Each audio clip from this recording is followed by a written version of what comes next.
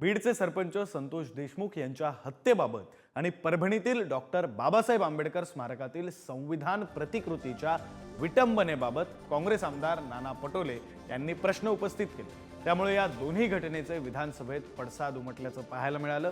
काँग्रेसच्या या प्रकरणी स्थगन प्रस्तावाद्वारे चर्चेची मागणी केली होती। यावर बोलताना मुख्यमंत्री फडणवीस यांनी संविधानाचा अपमान खपवून घेतला जाणार नसल्याचा इशारा देत अध्यक्ष जो दिवस नेमून देतील त्या दिवशी या घटनांवर चर्चा करण्याची तयारी असल्याचं सांगितलं। या सभागृहात या दोन्ही विषयांवर चर्चा होणार आहे। प्रतिनिधी पंकज दळवी आपल्यासोबत आहेत, अधिकचा तपशील त्यांच्याकडून घेऊया। पंकज, विक्रांत, सभागृहामध्ये आज स्थगन मांडला जाईल। स्थगन प्रस्तावामध्ये राज्यातली बिघडती कायदा सुव्यवस्था हा महत्त्वाचा विषय जो आहे तो विरोधकांच्या अजेंड्यावरती असणार आहे। काल आपण बघितलं की विधिमंडळाच्या पायऱ्यांवरती सत्ताधारी आणि विरोधक या दोघांनी एकमेकांच्या विरोधात आंदोलन केलेलं आपल्याला पाहायला मिळालं। परंपरा विरोधक करतात, पण यावेळी सत्ताधारी सुद्धा विरोधकांच्या विरोधात उभे होते।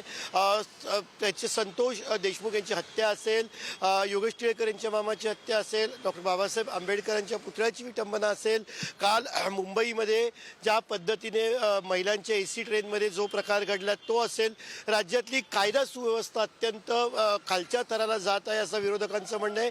आणि त्याच्यावरनं चर्चा जी आहे ती आजच्या कामकाजामध्ये आहे।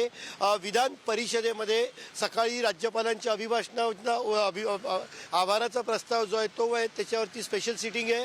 त्याच्यानंतर चर्चा आहे, त्याच्यामध्ये कायदा सुव्यवस्थेचा विषय आहे। महाराष्ट्रामध्ये अगदी महामार्गांपासून वेगवेगळ्या मेट्रो प्रकल्पांपासून वेगवेगळ्या ब्रिजेसपासून वेगवेगळ्या प्रकल्प जे रखडलेले आहेत त्या प्रकल्पांचा विषय आहे। दोन्ही सभागृहामध्ये अध्यक्षांच्या माफ करा राज्यपाल अभिभाषणावरती आभार प्रदर्शन करणारा जो प्रस्ताव आहे आणि त्याच्यावरती लोक आमदार चर्चा करतायत, त्याचा दुसरा आणि आजचा शेवटचा दिवस असेल। सभागृहामध्ये विविध मुद्द्यांवरून खरं तर आरोप प्रत्यारोप होण्याची शक्यता आहे आणि त्यामुळे ऐन हिवाळ्यामध्ये सभागृहातलं अधिवेशनाच्या काळातलं विधान भवनातलं वातावरण हे तापणार आहे। धन्यवाद तुम्ही दिलेल्या सविस्तर माहितीसाठी।